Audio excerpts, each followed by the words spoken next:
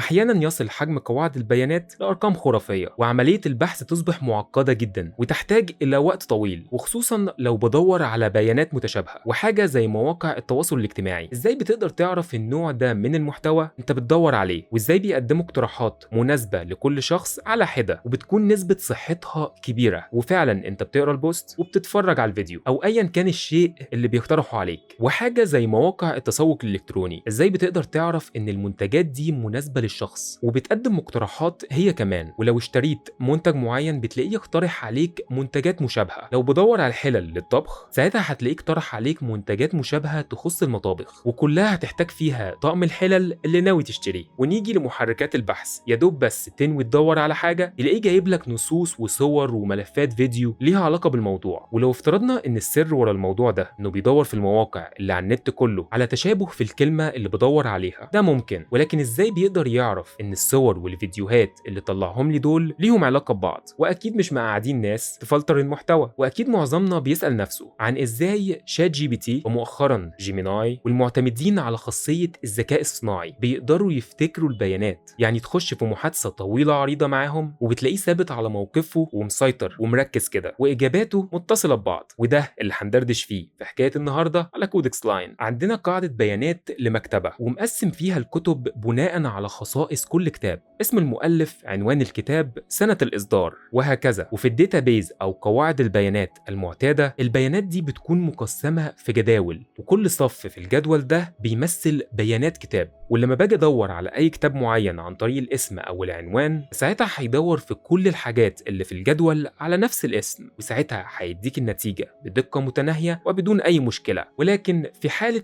لو مش فاكر اسم الكتاب، وده اغلب اللي بيحصل، ولكن فاكر لون الغلاف وشوية حاجات تانية عنه، او قريت كتاب معين وعايز الكتب اللي شبهه، ساعتها يجي دور الفيكتور داتابيز. لان كل بيان او ريكورد في النوع ده من قواعد البيانات بيكون ليه بصمة، وبتتشابه البيانات المشتركة في خصائص معينة في البصمة دي، وبيطلق على كل بيان في النوع ده من قواعد البيانات فيكتور. والتشابه بين البيانات بيتحدد عن طريق المسافة بين النقاط أو الفيكتورز. والفيكتور هو عبارة عن مصفوفة من الأرقام تمثل نقطة في فراغ متعدد الأبعاد. أبسطها لك، معظمنا من اللي حضر جيل الأتاري وخصوصا لعبة ماريو، الشخصية كانت بتتحرك أفقي ورأسي، ومكان الشخصية على الشاشة تقدر تحدده بقيمتين. لو حطينا مسطرة على الشاشة بالعرض وخدنا القيمة وبعدين حطيناها بالطول وخدنا القيمة، القيمتين دول بقى بنقول عليهم فيكتور ثنائي الأبعاد، لأني بحدد مكانه بقيمتين فقط. لما نيجي للألعاب بتاعت دلوقتي، تقدر تلاحظ إن الشخصية بتقرب وبتبعد عنك، وده بعد ثالث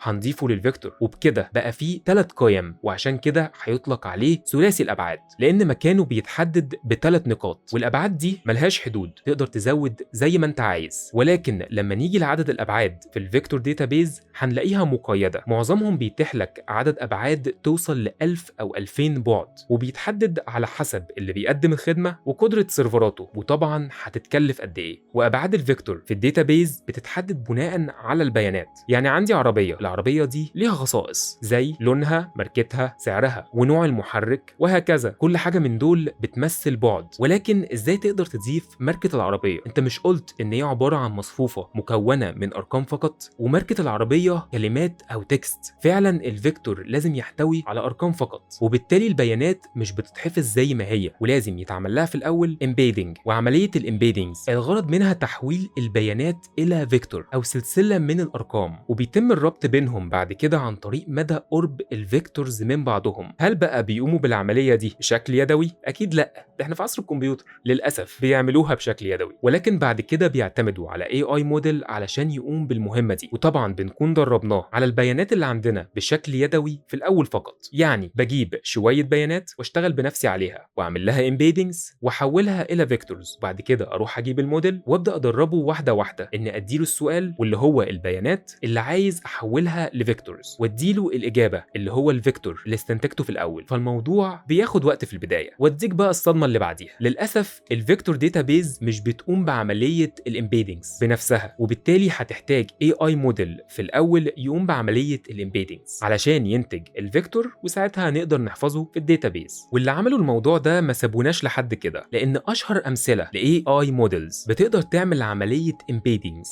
من شركه جوجل هو وورد تو فيكتور، واللي باين من اسمه انه بيشتغل على الكلمات والنصوص. وفي ميزه حلوه جدا انه بيفهم الكلمات وبيعرف الكلمه دي امتى وليه استخدمها في النص. وعلشان اغلب البيانات اللي عندنا بتحتوي على كلمات ونصوص، فيعتبر الاختيار رقم واحد للفيكتور داتابيز، واللي ممكن تحسن من ادائه في التعامل مع الكلمات النادره لو ضفت معاه كام موديل تاني، كانك عملت خلطه او ميكس AI موديلز علشان تاخد نتيجه ادق. وننقل لحل اسرع، هو انك تستخدم GPT من شركه OpenAI، وهيأدي معاك الغرض 10/10. ولكن عندما يتعلق الامر بالصور هنحتاج كام موديل تاني، واللي ممكن يخلي الموضوع معقد حبتين، لانك هتحتاج تعمل كام خطوه في البدايه علشان تقدر تستخدمهم. والشيء الاخر انك ما تقدرش تستخدم قواعد البيانات التقليديه زي السيكوال والنو سيكوال في حفظ الفيكتورز، لان النوع ده من قواعد البيانات بيستخدم اسلوب المقارنه في عمليه البحث. يعني لو بدور على اسم حاجه بيقوم ماشي على كل البيانات اللي عندي، وبيدور على اسم مشابه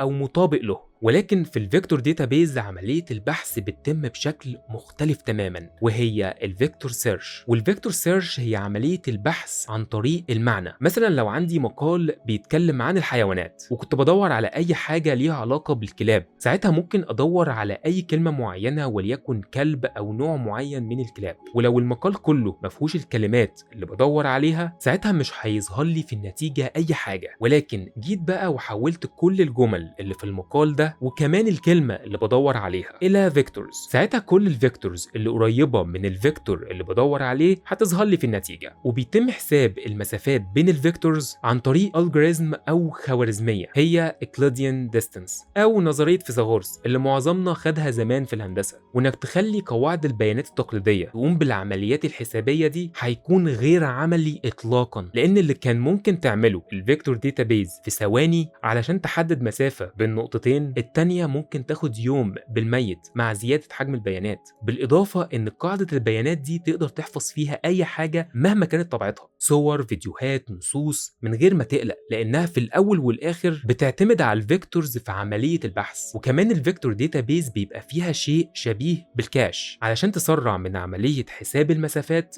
بين الفيكتورز. وبما إن الفيكتور داتابيز تعتبر خارقة قوي كده، ليه ما تحلش محل كل قواعد البيانات التقليدية؟ وده لأن الفيكتور داتابيز تفتقد الى البعض من اهم القواعد اللي لازم تكون موجوده في الداتابيز. تخيل انك بتلعب دور دومينو مع اصحابك، وعلشان تضمن ان اللعبه تمشي بسلاسه وتكون ممتعه وترضي جميع الاطراف، يبقى لازم يكون في قواعد. نفس الموضوع في الداتابيز، في 4 قواعد اساسيه لازم تتوافر في الداتابيز علشان تكون عمليه تحديث البيانات سريعه وامنه، وبالتالي تقدر تعتمد على الداتابيز دي في شغلك. اول قاعده في الداتابيز، بعض العمليات بتتم في مجموعات، ولو واحده منهم فشلت تعتبر كل العمليات الاخرى في نفس المجموعه فاشله وبيتم التراجع عن تنفيذها. في مثال، لو بتحول فلوس من حسابك الى حساب شخص اخر، وعمليه خصم الفلوس من حسابك تمت بنجاح، ولما جينا نضيفها للحساب التاني كان في شويه مشاكل، ساعتها الموقف الصح ان الداتابيز بتتراجع عن العمليات دي كلها وفلوسك ترجع في حسابك تاني. والقاعده دي بنقول عليها اتوميسيتي. والقاعده اللي بعديها، لو عندي جدول بحفظ فيه ارقام حسابات وعايز اتاكد من ان اي حساب من اللي هيتضاف للجدول مكون من 30 رقم وشويه شروط تانية، ساعتها الداتابيز لازم يكون فيها طريقه ما تسمح لي اني اقدر اعمل حاجه زي كده. وده بالفعل موجود في الريليشنال داتابيز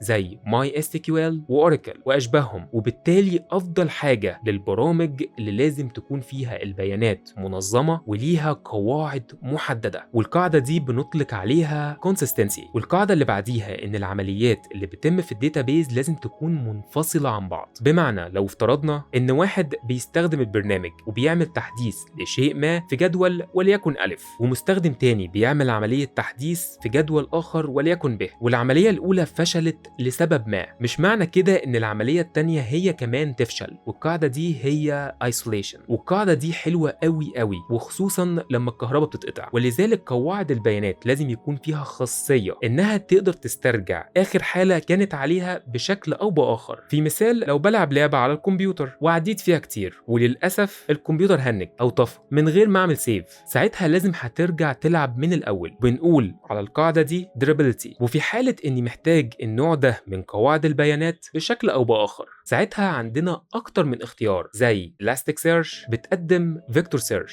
و AWS بتقدم OpenSearch، و Azure بتقدم الخدمة من ضمن خدمات الكوزموس دي بي، وغيرهم كتير، والاختيار يرجع لك. ولذلك مع التقدم الملحوظ لخدمات ال AI هنبدأ نلاقي تطور ملحوظ في الفيكتور داتابيز، وممكن تبدأ تظهر خدمات بتدعم الفيكتور داتابيز، وكمان بتقدر تعمل embeddings للبيانات، واللي هيخلي الموضوع ينتشر بوتيرة أسرع بكتير. ولحد هنا خلصت حكايتنا، اشوفكم في الحكاية اللي جاية على كودكس لاين، والسلام عليكم.